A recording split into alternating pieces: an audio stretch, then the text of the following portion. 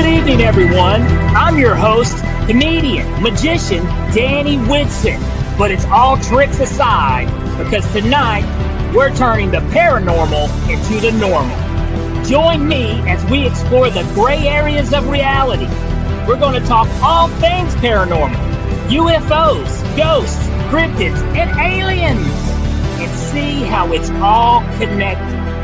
This podcast is brought to you by the Experiencer Support Association, and we are live. So if you're an experiencer yourself, or you're just plain nosy, be sure to send me your question and subscribe to the podcast.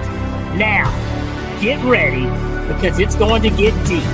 No, really, we're going to go way out there, because this is Beyond the TinFoil Hat.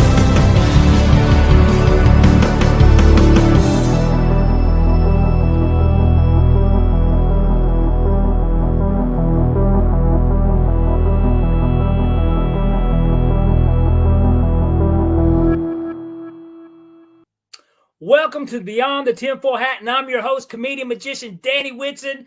I hope my paranormal junkies have had a fantastic week, because we got a great show for you tonight. But first, I want to make some quick announcements. I'm excited to announce that we have a new Patreon account. For all the followers who would like to support the Patreon account, you get to meet or talk with Ryan Stacy one-on-one, and all proceeds go to Tessa, the podcast, and the work. So be sure to subscribe to the Patreon account, support us. We need your support. And in return, you get to talk with Ryan one-on-one with any of these special topics you would love to talk to him about. Also, there's 3 new articles in the works that you can check out on the website or even the Facebook page. It's the update on the Canada Sky story. And then also a survey, a Canadian UFO survey you can check out. And then more on the MUFON hack. So be sure to check out those 3 articles Ryan's been working on. I'm sure they're very, very interesting. Now, talk about interesting. Tonight's guest. Tonight's guest is an expert at aligning your life's past to the highest potentials. Her unique vibrational frequency and presence can fundamentally change your life. Let's get a big welcome tonight for Dr. Kimberly McGeorge. How you doing, Kimberly? I'm really well, thank you. All right, I tell you what, I said a little bit about you there in the intro, but if you don't mind, will you let the listeners and tonight, hear a little more about yourself? Yeah, it's kind of a wandering story. Basically, born with high-level remote viewing and psychic abilities. Grew up in a religious family, shut them down, went away to school in Chicago for college, decided to kind of be a little bit more myself, became so much more myself, attracted the attention of the local police, who then asked me to work as a psychic medium in their it was in the 80s and 90s when they were just starting the occult crime units. I don't even know if they still have those anymore, but they were experimenting with them back then. Thought it was very, very glamorous at the ripe old age of 20 to be very underpaid and very traumatized. I don't think any pay is worth the trauma that you encounter, working on cases like that. Kind of came out of that, became a little bit normal, got married, had kids, couldn't stay out of the, am I freezing? I'm going to keep talking, hoping you can hear me. Couldn't stay out of the paranormal, started doing house clearings. I did my first exorcism old school. Now I don't do them old school because I know we're all possessed, which is a whole nother topic. Did a lot of exorcisms from the age of 20 on, worked with a lot of paranormal groups. I was at one time Shane Pittman's of the Holzer Files medium for his paranormal group before he was famous. Thanks, Shane, for not taking me with you, by the way. And I'm just kidding. But so I worked with a lot of, big name groups and big name people, but under the radar, because what you guys don't understand is if you've never been on a paranormal investigation, which I'm sure you have, but they're super, super boring. They're super tiring. Now, I'm not saying they're all boring, but you can go hours and hours and hours and hours. Absolutely. Yeah. It's hours when nothing's happening. So go ahead. No, I was just going to say, I actually make a joke about this in my show because I'm a comedian, and I always say this. I say paranormal investigating. It's like, and I don't mean this. This is before I became a true believer. So guys, forgive me, but this joke, I still say it. I say it's like going fishing if fish weren't real, but I mean, you just, I know you paranormal folks aren't going to like that, but here's it. I do believe in ghosts now. I'm a believer. This is when I was more of a skeptic, but no, sometimes it's like that though. It is like going fishing. You just kind of sit there. That's a great comparison. And when I went fishing, and my ex-fiance, I mean, I would bring like a book and all sorts of things to entertain myself. And really, that's about the same thing on a paranormal investigation. When you catch one, when you catch that big one, it's so worth it. So, but no, you're absolutely correct. But the cool thing with you, Kimberly, though, I want to say, because boom, right off the bat, girl, you came out here and you gave us a lot of good stuff. Boom, your astral projection is what you were saying, right? Yeah, I was going to say that's what I did. Yeah. I wasn't with the groups, by the way. So I worked as a psychic medium. I went to, they would tell me where they were investigating. I would go there, walk around, tell them where to put their cameras, tell them. I remember I was taking a bath one night. I was on the phone with Shane, as a matter of fact. And he's like, "Are there any spirits where we are?" He was there and I was in my bath. And I said, "Hold on a minute." I said, "There's a really tall man and his name's Sam. And you're going to find him wandering around." And they did. And so it saves them a lot of time. They get names, they get descriptions, they get stories that they might not know, and they get where to set up their equipment. And they get better stuff, so that's the kind of stuff I did for them. And I did that, I still occasionally do that. I do get called in. I'm not going to be all like, the other psychics. I do get called in occasionally on crimes. My last crime was they didn't know where a woman was missing and a guy was missing in Ohio. They didn't know where they were. And I got a hold of her, and she told me she was dead. And she said, "Look in the water." And they hadn't been looking in the water. So they drove right to the nearest body of lake, and they found her and her boyfriend who had driven the truck into the water. So I do occasionally help out with things. I also work on cold cases because the technology I have and my abilities are, we can tell when people are lying. We can run facts, off of the truth, because the truth is a frequency. And so I don't do a lot of that work. And I usually, honestly, guys, that's low paid. If they're going to pay you, you're not going to get rich doing that. So don't let anyone fool you. So I usually do that for free as a service to people, who are paying and want to know what happened to their loved ones. So that's not something I advertise or charge for, but I do some of that still. But I became a naturopathic doctor. So of course I got big into herbalism, into supplements, into applied kinesiology, body work, energy healing, all of that. That led me to technology. And now I really, really have worked for the last 30 years, but really the last 10 years, really, really hardcore in frequency. Just, I had 2 apps at one time, frequency apps at one time. Another lie, you're not going to get rich doing apps either. Don't think that. The app movement has come and long gone. I thought I was going to get rich doing apps now, but let me ask you this, Kimberly, because this is a lot of times that I know this is where I have interest when I hear, people with kind of like with your talents. When did you know? At what age? And when did? Because even at a young age, I'm sure if you did know something, you're like, "What the hell's going on? How do I use this?" So how old were you whenever you realized that you had this talent, so you were able to do these things? Right. I hope you can still hear me, because I can hear you now. We are getting a little bit of free screen, but yeah, I thought so. Okay, yeah. And when I come on these shows, or almost every show, all of a sudden the internet that was working perfectly, I start to get a lot of interference, depending. Sometimes people even come in EVPs while I'm talking. So we'll see. It could be an interesting night. Oh, nice. But when did I know? I mean, I didn't know. I was aware I had weird abilities when I was 2 and 3 years old, and even 4 and 5, more and more. But I didn't know that. Here's what people don't understand. I didn't know that everybody didn't have them. So I knew I had the abilities, but I thought everyone functioned. How would I know people didn't function like I did? So I thought everybody functioned like I did till my brother was born. And when he's able to talk, he's like, I don't see ghosts. I don't see monsters. I don't see portals opening. Like, yeah. So then I'm like, oh, okay. And then you go to school and you learn to be quiet, So when did you start sharing this? When did you start, when did you get brave enough to say, hey, I kind of see things other people don't see. So when did you get to go? I mean, I shut it down from like, school age, 6, 7 to 18. I didn't share it. I only shared it when I left home, went to a different city, and I'm like, maybe I could market this a little, for popularity. And I did.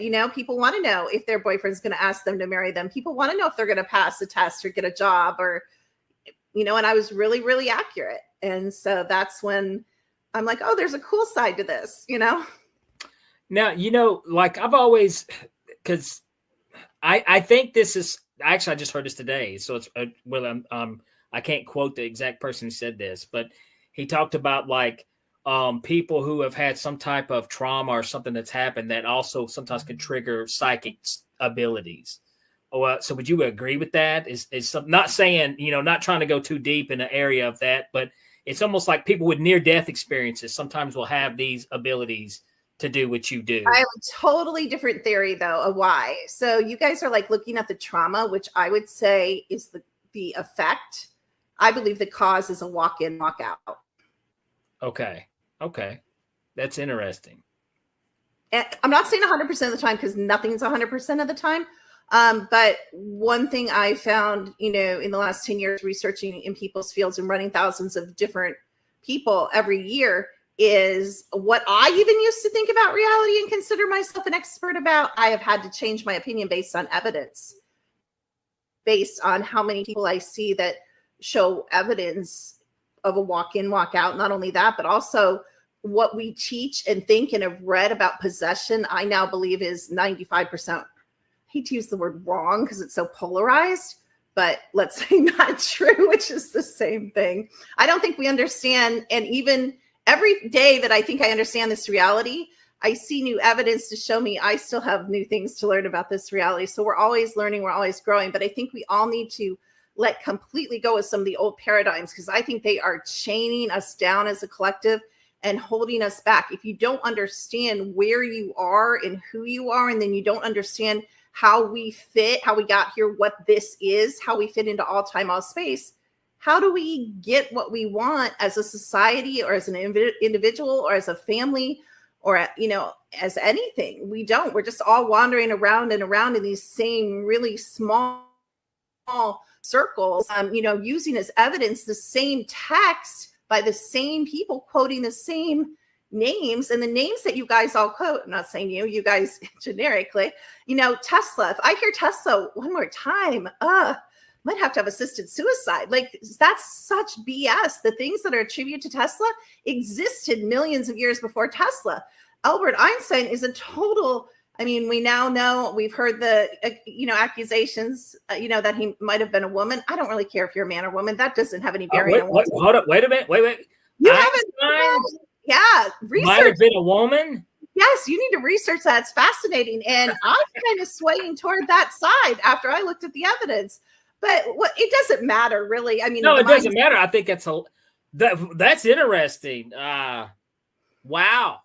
Einstein may have been a woman. So yeah, but even the minds and the contribution, a lot of it is false history. It's the narrative. It's the script that they want you to believe. Science is a religion. There's no such thing as science, and part of it I know from. It's supposed to be a method. So science is supposed to be. I like that word better. It's supposed to be a method. Well, the scientific method, but this is the problem. This is the problem with a lot of scientists is that, and here's the thing. Scientists are humans, so humans tend to do this. They tend to get narrow, and they aim their at one target, and they the problem is science is supposed to be open. Okay, it's supposed to be open, but unfortunately, in today's age, it's not. It's you can use the scientific method to test paranormal. You can use it to test all these things. That's the beautiful thing about the scientific method. And in most cases, in my opinion, I think, the paranormal has been proven over and over and over again. It's just that somewhere around the lines there, I think there's a blur between what we consider to be rational and to be fantasy. And there's a it really goes like this, you know, it really meshes together. And just because, you know, you talked about reality, but really we don't know what reality is. I agree. And scientists, and when you look at any physicist, when you look at any scientist, it's just the best guess they have at the moment until they get a better guess. That's all it is. And they're using the scientific method to get that guess. The same way you do when you go on a paranormal investigation, or, you know. Right. So it's you know, so my hat is here, Kimberly, is like, you know, in other words, we don't know shit, but we're just trying to figure it out. You know what I mean? All of us. So, but right. Now, and I say that too. I only know what I know, and it might change tomorrow. Exactly. That's the beauty about having an open mind. And I mean, you know, if everyone had that with everything, you know, if everyone was willing to change as they learn, which we know in the world we live in, it doesn't happen. No, you know, right. But well, here's the thing that's so interesting about you, because you've said a lot of interesting stuff. I was, you know, a lot of things. I do have an open mind, but I also sometimes I'm a skeptic on certain things, you know. And one thing I love about you know, since meeting Ryan, you know, I met Ryan probably 3 or 4 years ago. He was a guest on my other podcast. I used to have a podcast called The Abracadam. I used to, and no longer have it. But Ryan came on, and Ryan opened my mind to, is all this connected? Is the you know, your UFOs, your ghosts, hell, even Bigfoot, even cryptids, everything is connected in a consciousness that we have. But here, this before I go rambling on real quick, Kimberly, before I go too rambling, we do have a question from our very own Live Light that's here every week. Oh, wow. Nice. So we love questions from Liv. So here we go. She's got a question for you. Okay. Dr. McGeorge mentioned walk-ins. Can she expand on her theory on the soul? Do we all have souls? Are some entities just avatars in our reality without souls? Wow, this is a good one. Yeah, it's a deep one.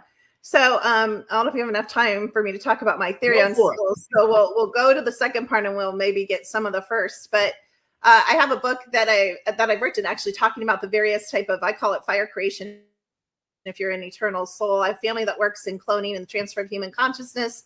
So we know that not all bodies have souls, but what I'm learning more and more is that our body is just a container. It's a container. I can put water in here. I can put vodka in here. I can put whiskey in here. I can put orange juice in here.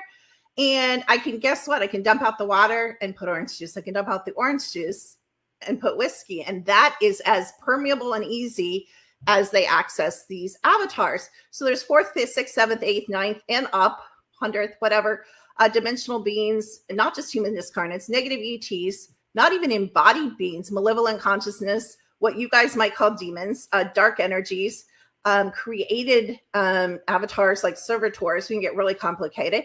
But all these things, elementals, can come in these containers or merge with these containers. Sometimes they kick us out. Sometimes we walk out, and sometimes we stay in. There's also not all like my mom. I've looked at my mom year after year, month after month. I don't know. I mean, personally, I can kind of understand why nothing wants in her, but usually we don't see an empty avatar because an empty container is high value real estate. There's lots of ETs that want to crash this, what I call a game, and they want to play. So they need to grab an avatar. And if they don't have an access to a cloning lab, which they may or may not, if they're elite or depending on, you know, who they're connected to, one of the federations or councils or something, you know, they have to jump an avatar. And there's a lot of pods, pod projection. So there's a lot of beings in, I know this is going to stretch some of your guys, you know, concept of reality, but there's a lot of beings in all time, all space that have a lot of money, and they paid a lot of money to play this game. Because this is one of the most, there's other games, by the way, other game realms. This is a game realm. There's other game realms, but this is a really, really popular game in outer space right now. So what they do is they go in the pods, like you guys have seen in science fiction, they project consciousness into a body. But if that person dies, they're safe in their cozy little pod on their ship. That's their real body. So then their body becomes what we call a one and done. You will never see that person goes back to the pod. That's not an eternal being that's going to be trapped in the game. Most of us are trapped in the game because we run under the frequency of the Van Allen belts, which is the technology that holds us here and causes the incarnation and memory wiping cycle that we are more than a one life created by God being. That's not really the true story at all. So I have the ability with my own abilities, as well as with the technology, I can tell you what's in you, who's in you, how many are in you.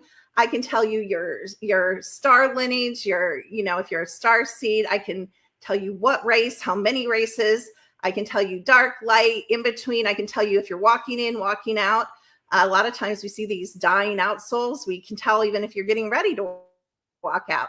So there's a lot going on again that most people don't teach. They teach tiny little fragments of, but I think you hit the nail on the head, Danny, when you said it's like a puzzle. And I think we need to start putting the pieces in the same puzzle instead of starting our own puzzles. We need to have a consortium with people that think like you and I do, that are open. If you bring me evidence, I'm going to change my mind. If I bring you evidence, I would hope you would consider to maybe change your mind.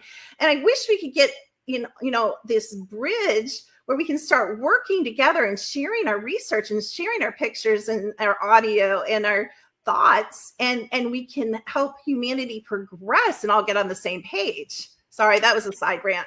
No, absolutely. I think that's, and which so are you saying like we're in a simulation? When you talk about the game, is that kind of, because that's a very debated, that's a very debated theory right now. Very popular. It's a debated theory until you're standing in your house and all the walls dissolve and am I allowed to swear? Absolutely. You freak the fuck out. You talk about freaking out. Sometimes there's no other word that you can use whenever the walls begin to dissolve. So I don't even know what word I was going to use, but I know you probably think there's more terrifying things to happen, but honestly, I've had some scary things happen in my life, and I faced down some scary things and still probably will face down some scary things. That is one of the most terrifying things that ever happened. You talk about your reality crumbling. When the walls of your house dissolve and you're standing there solid in your body and you think it's daytime and you think you're awake, there's a problem. That something isn't as we've been told. Thankfully, whatever consciousness I went to where, I became higher than the frequency of my house so that I was kind of out of this simulation for a minute, lowered it and the walls slammed back in. But that's happened 2 or 3 times. And it's every time it happens, I still get terrified because it's like, you feel like you just don't even know what to do. Now, did you reach this through like a meditation state? No, I'm not even going to, let's just put it this. Okay. I'll tell you what room I was in. I was in the bathroom doing normal things. Granted, I've been in the bathroom and the walls have crumbled too, but I think that was something completely different. But go ahead. No, that was the first time it happened was, my bathroom wall. And that was even worse because I'm like, can these people see me? Because I'm like, neighbors and stuff. I'm like, wait, what's going, it was really? Horrible. The whole thing was just horrible. So that's one of my, and again, when this is an experiencer, I mean, that's the name of this group. Absolutely. I'm an experiencer. Absolutely. When you have an experience, it doesn't matter. You could never convince me ever, Danny, that my walls did it. Do you know what I mean? Because I know. I 100%. 100%. My experience. And so enough things like that. I'll tell you another thing. I tell people an experiment they can do. Even though I don't like the word science, I'm very experience oriented. I want to show you how maybe some of what I believe could possibly be true with facts. So I tell people, so one of the things I'm big on is you guys are being drugged. You guys are being shot up by agencies, and I mean, not Men in Black. I mean, physical agencies that work at desks, teams, CIA, whatever, Homeland, that work in your neighborhoods. They're coming in, they're taking you, they're shooting you guys up. They're doing different things with drugs and the secret space program. And people are like, that's so crazy. Okay, is it? Is it? I'll bring you to the table. Let's go to the table and do an experiment. And so I tell people to go on Amazon and go to their friends who work in labs and get the biggest drug panel pea cup that they can.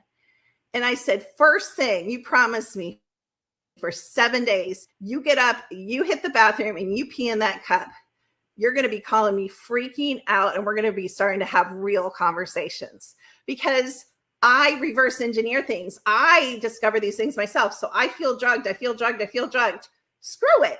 Why do I feel drugged when I wake up in the morning? I'm going to get a pee cup. That's logical to me. You feel drugged. You try to prove it, or you go have your blood drawn. You say, I feel like someone drugged me. I mean, again, that's not experience. You can see the Molly, you can see the cocaine, you can see the LSD on my pee cup, and a lab will say, yeah, that's true. It might not be pure setting, but I mean, it's pure enough that that's not going to give you that many false positives 7 days in a row. And so I'm not on any of those drugs. I don't believe all my food is drugged with that. And then you wake up, I have a needle mark I found yesterday. You can't see it, but it's right here. And it's on my arm in the middle of my forearm. And it's clear as day. If you know what a needle mark looks like, it's a needle mark. I didn't stick myself with a needle. I haven't been to the doctor. So how do you explain some of these? There's something going on here, Danny, that most people aren't talking about, can't prove, or don't know. Wow, that's definitely, I have not heard that theory yet, but that's definitely interesting. Do you so like on the simulation side, like how you talked about how like it's almost like a game. So so is there a higher being playing this game? Who do you think is playing this game? No, I mean, I don't know. I think we are the higher beings, but I'm not going to go into my theory really of how we got into the game. But there's a lot of Star Trek. If you've ever watched Star Trek, there's a lot of Star Trek episodes, especially the series, maybe I guess the movies too, but I know for sure the series, where they go on a holodeck and they go into a holographic world, and that world, as you're watching, they go into that world and they're, getting shot at. They're shooting each other. They're seeing dinosaurs or creatures or fighting aliens or meeting other races. That's real. They're doing it on these holograms, and, they're interacting real. And that's what I believe. Actually, I have pictures, which I just showed my group a couple of the pictures. I teach a monthly group.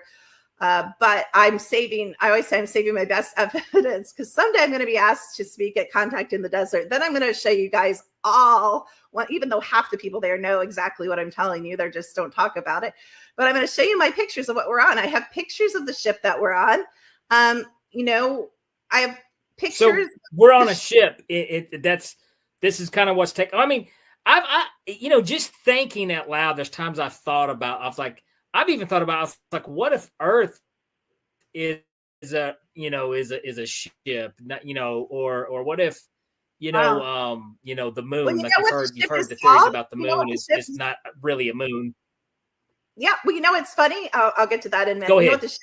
You know what the ship is called? You know what's on the side of the ship? URTH. That's the name of the ship.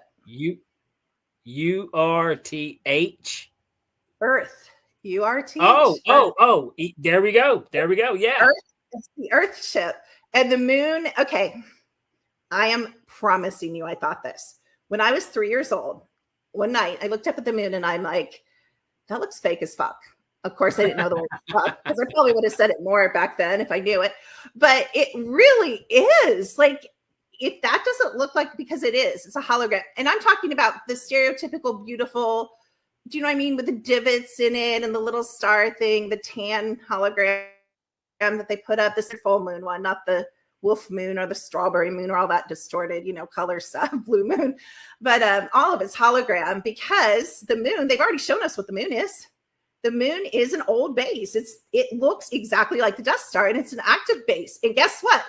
If you take your little eyes or your telescope or your binoculars out on a day, are they going to completely kick me off now? Maybe, probably. No, not at all. Keep going. I can't see Danny, so I don't know if you guys can still hear me. So yeah. I'm here. We can hear you. We can hear you and see you here, Kimberly. Can you hear me? Yeah. Oh, okay. Well, they tend to do this when I get into this stuff for sure. But and this is called Beyond the TinFoil Hat. So keep in mind, we go out there. So we're going out there. So don't worry. But if you look at the moon with your naked eye, and up to the left side, you can see some of the structures on the moon. Well, I've heard people say that, and there's so much. One thing I do want to point out that's interesting about our moon, and if people who don't know this is what's really interesting about our moon. It is ginormous, and the people don't understand. When you look at other planets' moons, their moons are much, much smaller compared to the size of the planet. Our moon is too big to be a moon, with the, considering the size of our planet. Right. The other moons that orbit these other planets in our solar system do not affect the tides and have an effect like our moon has a major effect on our planet.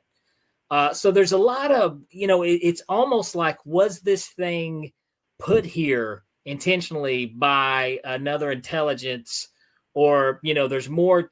And even, I don't know, like if you look at the theory to how the moon, through science, how the moon came about is like two planets hit each other and a piece of Earth broke off, and that's how we got the moon. I mean, that's really, and things just kind of, I think that's kind of a stretch, to be honest with you. So, but I don't know. I always found our moon very interesting based on just little odd facts like that. So you can also see, although I see it better against the sun than I do the moon. This is just me. And that's the other thing where it lines up perfect too. You talk about that when we have our full eclipse. I mean, how odd is that? That it's the perfect size at the perfect distance to be able to have a 100%. So many things are odd when you start talking about the moon. You can get deep on that topic. You can also see the ships flying off and on the moon, but I can see them. And I've seen those videos. Yeah, and I can see them easier flying on and off through the sun gate because it's a sun simulator. How I know the sun is a sun simulator is with my naked eyes, because I have dimensional vision. I can see the bulbs, and I can tell you when they blow, and I can go to the Seshi cameras, and I can tell by looking at their cameras when a bulb is blown. And you'll know when a bulb is blown because the light will change. The light will look wrong. It'll be like a dim, dusty light for days and days and days and days until they change the bulbs. So some things, again, I can see the bulbs with my eyes. I know that's not an organic, thing of worship or whatever people do with the sun. Well, let me ask you this, because like I said, you're really in touch. You're really in touch with your consciousness, and what are some, you said you've helped out into some like investigations, correct? With using your psychic abilities. Quite a few. Can you give us a story about one? I would love to hear one. There's what is it even called? I don't even know what it's called. I think it's called The Gift of Sight. It's out on Amazon right now. That Stacey Brown filmed with C. Wayne Wilson and I don't know if you've ever had him on. You want to stretch your belief, have him on. He's so entertaining. You would love him. People love him. He's just a great entertainer, but a good friend of mine. But he's really into Bigfoot, and he taught me. He taught me, or showed me, that I could see Bigfoot and that I had a relationship with these creatures. And it looks like we have lost you, Kimberly. Give us just a second here, guys. Looks like Kimberly got bumped off here, but we were having a little bit of connection issues with Kimberly, but let's see if we can't get her back on here real quick. Let's see here. I tell you what, if you guys keep in mind also, you guys watching, be sure to chime in with your questions, okay? Because, we've got plenty of time to take questions. We would love to hear your questions. And I'm sure Kimberly would love to answer them. But yeah, it looks like she did get bumped off here. So give her just a second, and I'm sure we're working to get her back on here ASAP. Let's see. Hold on one second. Apologize about that, guys. What's up, Werder? How you doing, man? Thanks for tuning in. We got Lisa. Lisa's back. Here we go. And Galactic Grape. If that's not the coolest name for tonight's episode, Galactic Grape. I think that's a super cool name. Oh, here she comes. She has appeared back. Ta-da-da! All right, Yeah, Kimberly. they're like, no moon and sun stuff. We're gonna no moon and sun stuff. Yeah, No. that's what they didn't like. They don't care. I don't think they're going to care about this. You guys can let me out. I'm going to talk paranormal now. You don't have to kick me off. So Well, no. It wasn't us. It wasn't us. Keep in mind. So, and I was getting ready to have to. No, it wasn't. No, I mean more pins. So here we go. I had to entertain them. But no, we're good. We're back. We got some questions. So we're going to get right into questions. But no, I want to get after this question. I want to get into the investigation. I want to hear that story. Okay. So let's get Galactic Grape. First of all, kudos to that name, Galactic Grape. There we go. I think that's the perfect name you could name your child one day, Galactic Grape. Here we go. So the sun is a simulator. Are all planets, galaxies, etc., just simulated? And if so, do they still affect us? Does astrology have actual meaning? Well, that's a big one to unpack. So the sun and the moon both affect us. Well, the moon and the sun both have computers on them that run the matrix reality. So they both put off frequencies. So when there's a full moon, so people are like, charge your crystals in the full moon. No, dodo brain, no. When you charge your crystals in the full moon, you're getting the matrix AI computer program in your crystals. You want to bury your crystals in earth where there's organic sentient beings that can help cleanse them. Don't put it under AI and the program of this reality. That's what they want you to do. So don't even get me going in all the I have a whole thing I call the Mythbusters of consciousness where I go through, I could probably do 1,000 of them. But the moon does affect you because it's, we're frequency based. The moon is frequency based. When the moon is really full, I always, tell my kids and my friends and my clients, I'm like, just be really easy on yourself, baby yourself when the moon's full, because that's going to be under the matrix computer program. New moon is when you create. New moon is when you make investments and try new things. And because you have less influence of the programming of this, are they going to crash me? We're here. They don't like this either. With the programming of this reality is when there's no less influence, from the sun or moon. And like I said, the computers are there. So, that's where a lot of the programming is coming directly. I don't know where the third computer is. There's 3 computers that run this reality. One is on the moon. One is on the sun simulator.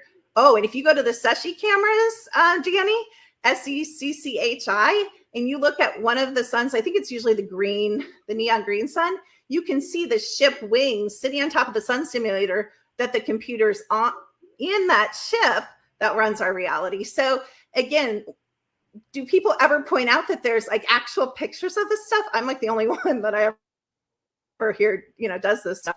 But anyway, back to the rest of that question was, what was the rest of it? It was about the sun simulator. And then what was the second part? Let's see. And if so, how does it still affect us? Does astrology have an actual meaning? So really, let's go all the way back out to the all. So everything's a simulation because everything's a created reality. A lot of us, we're eternal beings, we're zillions of years old. We've been galaxies. When I leave here, I could be a galaxy. I could create a galaxy. A lot of the new worlds that the Federation's trying to turn over, sounds like a Star Trek plot. It is. They're beings like it. We're fire creation beings. We can say, oh, I'm going to start a desert civilization. And I'm going to create beings, that look like this, half dinosaur, half man. And we're going to start this little civilization and we're going to wander around and be nomads in the desert. That's how civilizations start, you guys, whether they're here or whether they're in the galaxy. And then that's a whole nother story. So if you want to be technical, in my opinion, everything's a simulation. Anything that's ever exists is a simulation because the only thing that's, quote, real is the all. And everything else comes out of the all as a creative expression of whatever being or any aspect where all aspects of the all is creating. But no, there are, this is a game simulation. This is a hell realm game simulation. We're in a hell realm game. This is not an amazing place. It has good parts, but it's not the best place. It's really hard to be happy and succeed here. Let's be honest. It really is for most of us. And, and then when you factor spirituality and everything else in, it just gets crazy.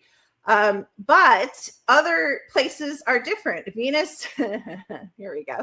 The elites don't go underground to their bunkers. Do you honestly think A trillionaire is going to go underground and hang out there and be happy? No. When you say trillionaire, are you referring to somebody we all know here on Earth, or is this all of them? Somebody else?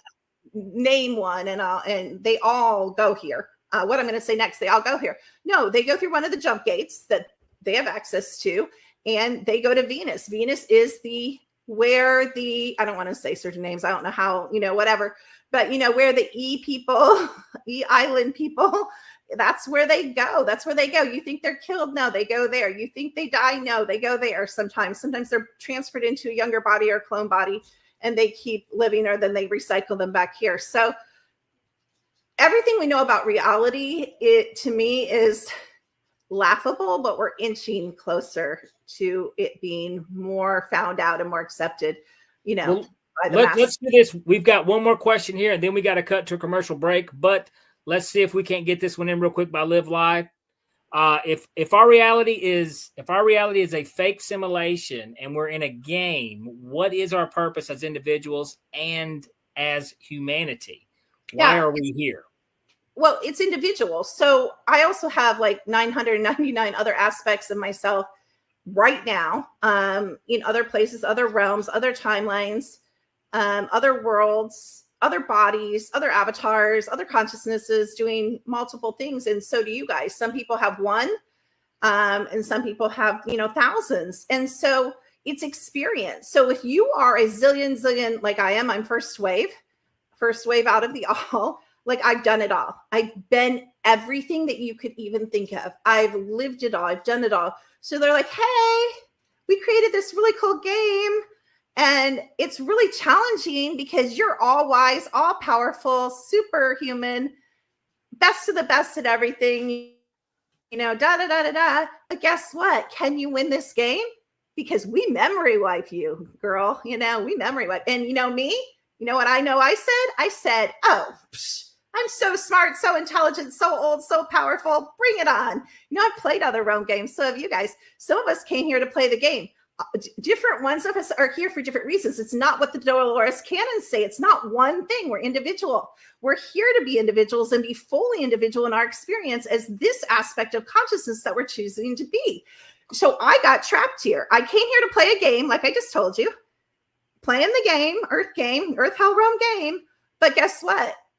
I got caught up in a war that was part of the game between the Draco Reptilians and the Galactic Federation. And as Stephen King tells us, right, in his little series book called Under the Dome, I got caught in the dome. I opened up a portal. I got a bunch of people out, my people, which I'm not going to go into who and they caught me. I was one of the last people caught before I could close the portal, like we see on Charmed, like we see on all these TV shows, Stargate, and get out the other side. I was trapped here.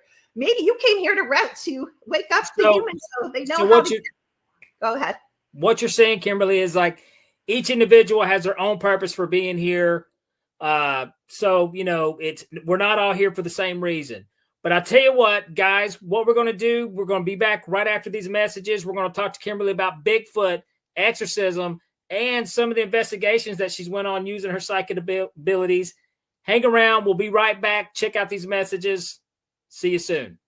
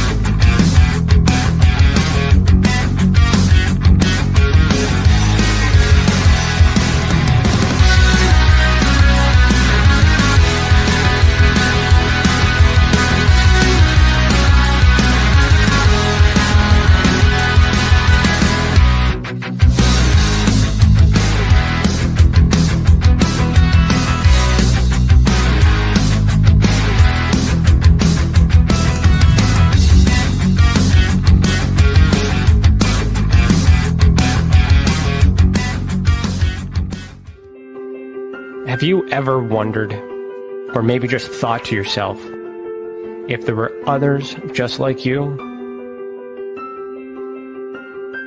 You know, people with extraordinary abilities, psychogenic advancement, and perhaps unique intuitions.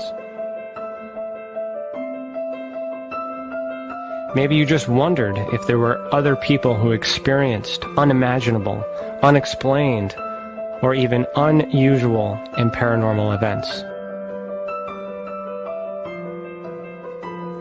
Are there people who have more questions, more fears than answers? Well, you're not alone. You've never been alone. We believe you. Sign up for EA today.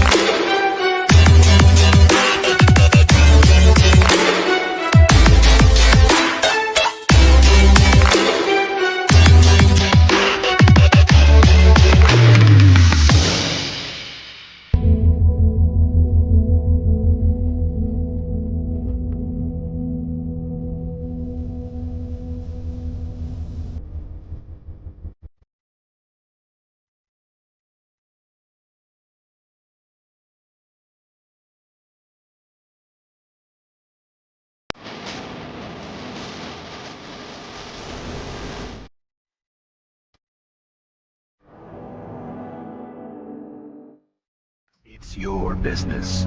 It's your property.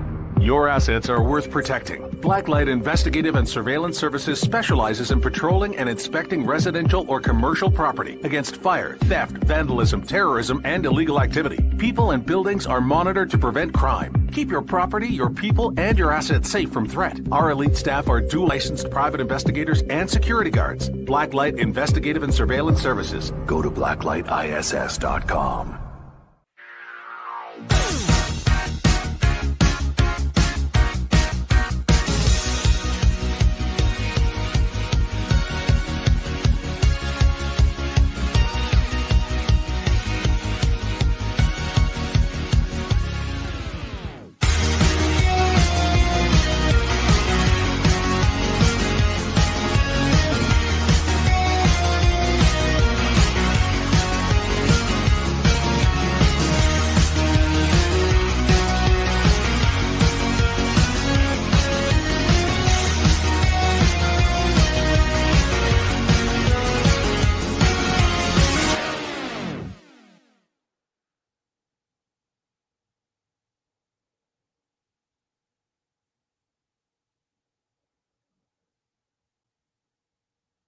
All right, welcome back to Beyond the TinFoil Hat, and we are here with Dr. Kimberly McGeorge.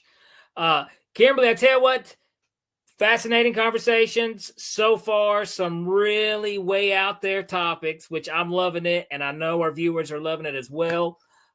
One thing, though, I do want to touch base on, you had started to talk about on one of the investigations that you had helped with. And if you don't mind, do you care to, tell us one of those stories? I would love to hear it. Oh, wait a minute, Kimberly, you're muted. I think see if your mute button's on. Here, give me just a second here, guys. Uh-oh. There we go. We can hear you. Say something. All right. I muted myself. So there we go. So one of the last investigations I went on is actually, like I said, in a documented in a movie you can find on what's it called? Amazon Prime. But anyway, we went to Charlottesville, Virginia, and they didn't tell me anything about this house. This was like a cold investigation. They're like, let's just see what happens, what you can pick up. And so as I approached the front door of this house, I started feeling really sick, which is my body signal for extremely evil, just evil from the pit of hell evil. And I started gagging like I was going to throw up. And I'm like, oh my gosh. And I say this out loud. I'm being filmed. I'm like, oh my gosh. I'm like, somebody was killed and like raped here, and there was like demonic energy and people were possessed and they were dragged out one of the back windows. And I just like went into the scene, and it ended up being completely true, the whole thing. And it was really cool to have my abilities like documented, even though it wasn't the most flattering. Me, like my daughters are like, why didn't you let them film you throwing up? I'm like, I didn't know I was going to throw up. Like, it was very raw. Like, here's a medium. Let's see if she can really, kind of like prove, so it was really cool. Then we tried to, I think we tried to do a seance and connect with some of the spirits, and we ran a voice box, and we got some really good EVPs, but that was I don't get creeped out very much anymore. I've seen it all, done it all, but that was a really hard place to be around and in, and it was next to a Civil War battlefield. And here's what's interesting, and another fallacy to me of the paranormal world. We walked that battlefield for 3 or 4 hours, not one hit, not one apparition, not one movie loop playing. It was completely clean. Like, it was clean, no creep factor, but and that's to say, just because something bad happened doesn't mean you're gonna get activity, although you're gonna tend to get better activity. If I had to pick, if they said, we'll give you $1 million, you can spend the night at this graveyard, you can spend a night in this haunted house, or you can spend the night at this like haunted lake, I'd be like, graveyard. What was the name of the movie? What was the name of the film that I think it's called, this is so dumb, I think it's called, I don't know. Oh no, that was the first one. What is it called? Hold on, I'll tell you in a minute. I have to look it up. I don't know. I haven't even watched it. My daughter's like, have you watched it? I'm like, no. It's hard watching. Are you in the film, or is it? Yeah, it's about my friend Bill, C.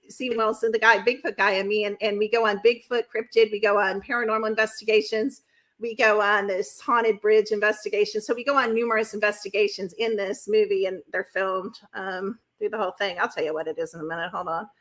It is called, maybe my internet, as we know, is being Gift of Sight. Thank you. I don't even know the name of Sight on Amazon Prime right now. Yeah, right. Okay.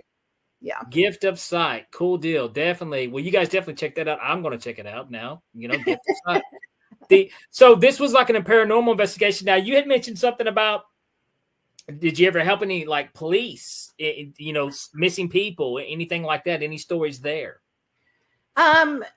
Yeah, I have a lot of stories. They were mainly, like I said, occult crimes. Them asking, they had leads, they would give you a case file, and they had so much information, and then they wanted to know where can we bodies type of things. And again, I'm really good at land energies, and I'm really good. I can't explain how it works. Like, that's how I see and get a lot of the Class A photography that I get. I get it by like bouncing a frequency, like the being or the creature or the body or whatever. It like pings me, and I just know where to look, where to point the camera, where to tell somebody to go. And so most of it was, dig here, go down this road, turn left, turn right. Or this is hard. I would see a whole scene and I would have to describe it, and they would say, go further out. So I'd be like, there's a big oak tree and there's like a white house with a red roof, and they'd be like, pull further out. And then I would go further out and be like, okay, there's a clearing to the right, and there's a garage that's falling down to the left, and they'd go further out. And eventually I would give them a marker, like a highway, and then we could trace back in. So see, this is what I mean, you guys. It's not like medium. It's not like super glamorous where you talk to serial killers in the jail or anything, which I don't think I'd want to do anyway.